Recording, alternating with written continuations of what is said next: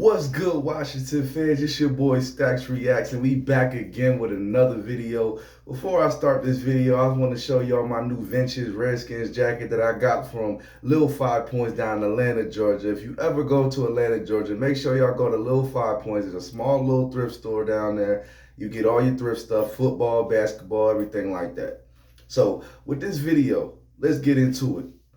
I said this before, it's a cliche, but the legend of Taylor Heinicke continues once again.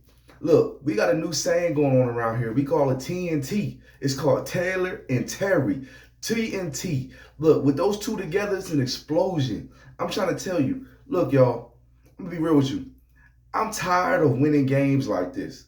I am tired of winning games like this. These really close games that's coming down to the last second of the game, and we just pulling stuff out of ass over and over again. These grindy, gritty games. I just want to get a game where we can just blow the team out, and we be like, yeah, that's what we talk about. Like these games, I'm not upset that we winning. I want the wins. But I just really like the team to just come together, just blow a team out one time. So I'm hoping that we can get something, we can pull something else like that maybe next week against Minnesota. So let's talk about this, man.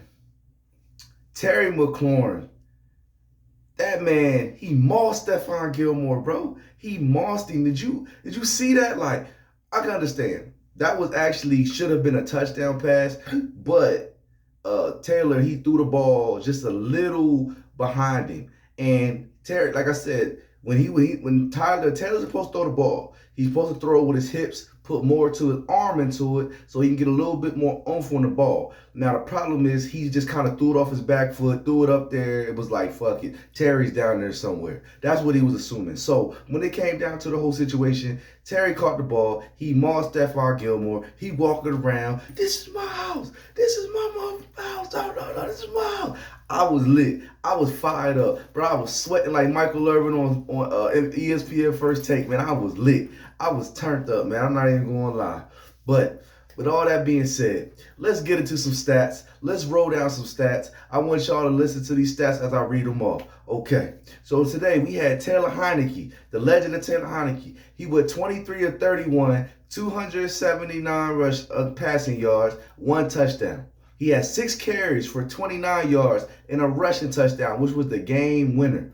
A lot of those, you got to understand, a lot of those plays that happened, a lot of those yards that happened, it happened in the second half late when that 2-minute drive.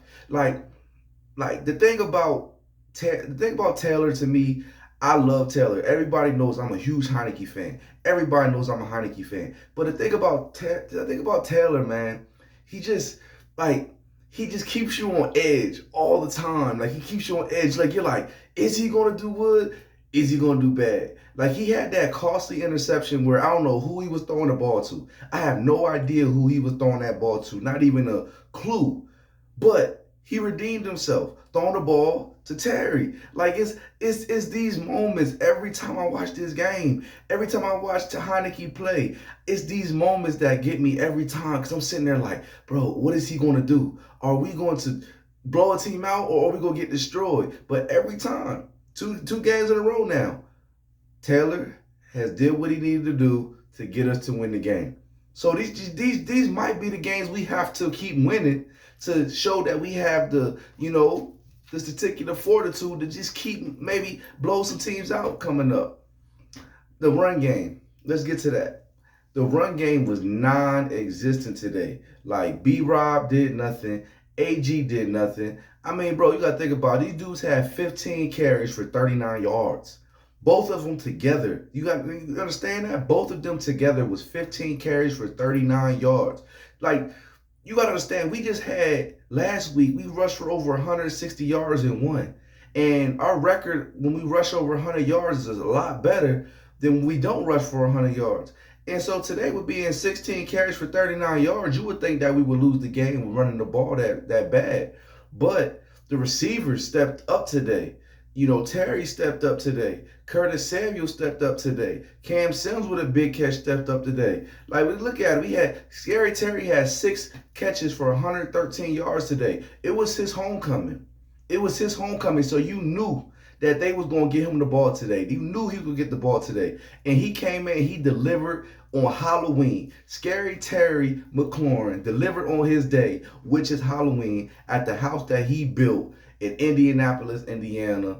Lucasfield, whatever you want to call it. He did his thing.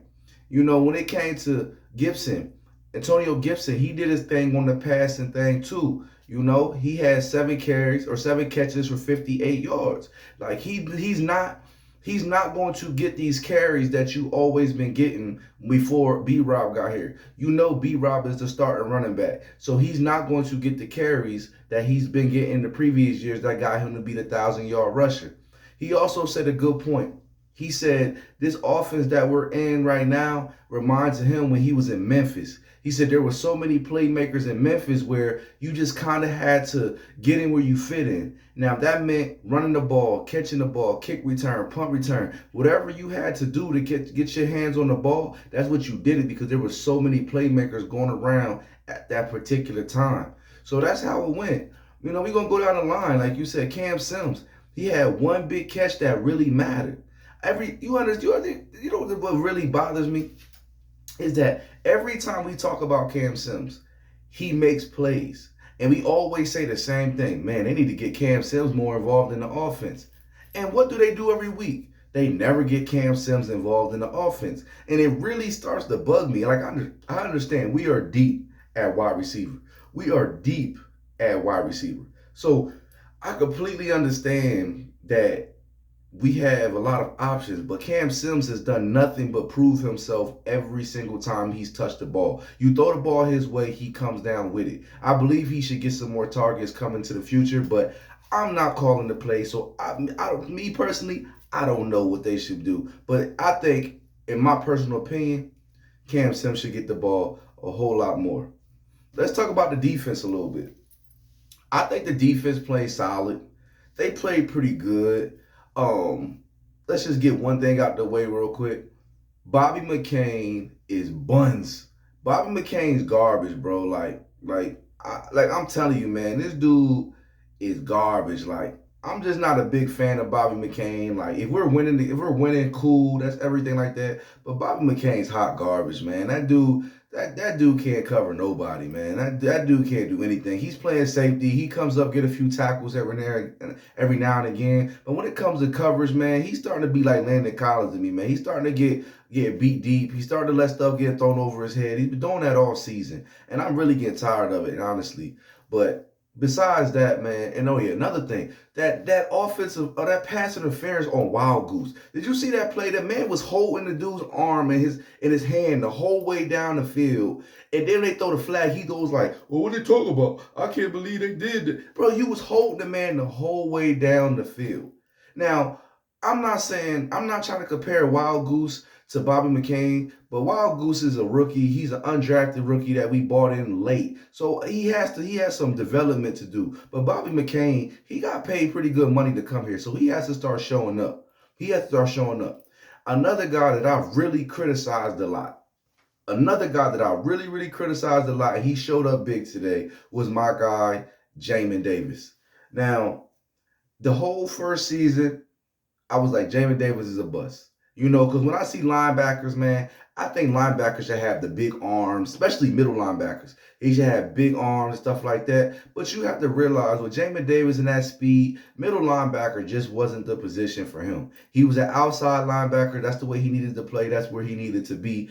And this year, he's taking a leap. He feels a little bit more comfortable in that defense. Y'all can probably attest to this. He feels more comfortable in the defense now. It looks like he's just reacting instead of thinking. And when you're reacting instead of thinking, that means that you know this playbook, you know this defense, you know what we have coming. So it makes it look a lot better. That goal line stand he had, man, that goal line, he ran through that, busted that line, tackled Jonathan Taylor for a loss. Man, they had to kick a field goal. You understand, that could have almost been a touchdown. Like I said, if Bobby McCain, and I gave him that one, he had a good play on that one. But if they didn't stop him, Michael Pittman Jr., for scoring, That could have been a touchdown. And so if we had to go on that third down play again, and they came in, Jamin Davis blew to that line, blew that play up, and they had to kick a field goal. And that was really, really crucial, especially coming to the end. Like, our red zone defense was on point again today. Like, I'm gonna just give the kudos out right now, because we was always quick to throw Jack Del Rio under the bus. Every week Jack Del Rio needs fired. He's not doing anything. So now when Jack Del Rio got the defense playing pretty good, I'm gonna just say I'm gonna give my kudos and give my respect to Jack Del Rio. Now, I really believe, though, in my personal opinion, that Ron Rivera has a little bit to do with this defense. It is not just Jack Del Rio, but they won't come out and say it. But I think, when we got on that 4-game losing streak, I think Ron Rivera there was like, look, man, this is what let's try this, let's do this, let's do that. I think we do this. But like I said, it'll never come out. But I think that Ron Rivera had a hand on the defense and everything like that. Y'all, I'm so excited. I'm so excited. I can't. Like, we on a 3-game winning streak. I'm so excited. I just love this team. I love everything about this team. But we got to keep going on with this thing. Let's talk special teams. Once again, the best player on the team, Tressway, has done a great job again, flipping the field. I mean, his punts, he'll punt the ball at the 20, and it'll end up at the opposing team's 30, 35, 25, 20 every single time. And he puts it so high to the point they really cannot return the ball. Like, special teams is so underrated, but it makes a whole lot of difference. It makes a really big difference that people don't realize. Like, you're punting and everything, it makes a huge difference. Like, if you could pin a team at a 20, 25, or 30, and you're kicking it from your 30, bro, that makes them have to go 70 plus yards instead of going 50 to 40 yards. You know what I mean? So it takes a lot for them. It takes a little bit more for them to score, and that just makes the team. It builds the morale of everything. It builds the morale of the offense. It builds the morale of the defense. It builds the morale of the special teams. It brings up that energy. And that's what we need. We need this energy. We need this to keep flowing. We need to have all this positive energy that we go on. And if all 3 levels, offense, defense, special teams, can just keep playing together and as well as they've been playing, the ceiling is high. But we have to get into the couple bad things too. Dax Mills. Look, man. Dax Mills, he is a safe punt returner, but he is not a good punt returner. You understand? Like, the dude catches the ball, he's dancing around, doing the cha-cha like he's Spanish, and he's just not catching it and moving. If it was me, I would put Curtis Samuel back there as a punt returner. Like I said, when they put AG back at kick return, you've seen the difference. You need to take Dax Mills out. Like I said, he's not dropping balls. He's not fumbling, which is what you want. But he's not giving us any type of explosion, no type of explosive plays to get us where we need to get to from a punt return. Like, we need somebody that's going to get, as soon as we catch that ball, he's going to hit that hole. Boom, he's going to hit it. Man, he's going to get us 10, 15, 20 yards. We need consistent punt return play. And Dax Mills is not getting it done. That's just the way it is. He's safe, but he is not efficient. And if you can't get those 2 things together, that's going to be an issue coming down. The play calling, on offense, it's just suspect to me. I think with the team, I really think that we should have took a lot more shots down the field. I think Scott Turner, look, Heinicke, I feel like Heinicke's arm is better than what people think. But I think Scott Turner doesn't want to dial up a lot of these plays thinking that Heinicke can't get the ball there. But you're not going to know if Heinicke can't get the ball there unless you dial the plays up. If you're throwing a lot of stuff underneath, a lot of teams are going to start coming forward. They're going to start bringing more people down into the box and everything like that because they know what's coming. So you got to keep it honest. You got to throw it deep. Besides that last play. So like I said, we got TNT, Terry and Taylor. We make an explosion. We got 2 in a row. And if it's up to me, we going to Minnesota next week. If Taylor wins this game going into Minnesota next week, Carson Wentz does not need to come back in this game. And I'm going to just say that. Carson Wentz does not need to come back in this game. and we need to ride out with Taylor, cut losses with Carson Wentz at the end of the season, and see if Sam Howell guys, if Sam Howell doesn't have it, we got to go draft another quarterback. Or, in my personal opinion, just let Taylor play, and then let's see how it goes. But with that being said, man, let me know what y'all think about the game. Let me know how y'all feel about the game. I'm excited. We got 3 dubs in a row. It was 3 ugly wins, but it's 3 dubs in a row. We're going on to Minnesota. Let's see if we can make it 4 dubs in a row. So if y'all with me, let's do this. Washington fans, Redskin fans, Washington football team fans, Commander fans, we can all do this together, man. We gonna make it happen. 4 in a row, 3 in a row. Let's make it 4. It's your boy Stacks Reacts. If y'all haven't done it, like, comment, subscribe below. Like I said, I just hit 300-something followers. I'm trying to get to 400. Let's do it. Y'all can do it. I want this family to grow. I want y'all to keep growing with me, and we can do this together. Let's do it. We all together. We all one. Take command. Hell to the Redskins. While we gone, baby. Let's go.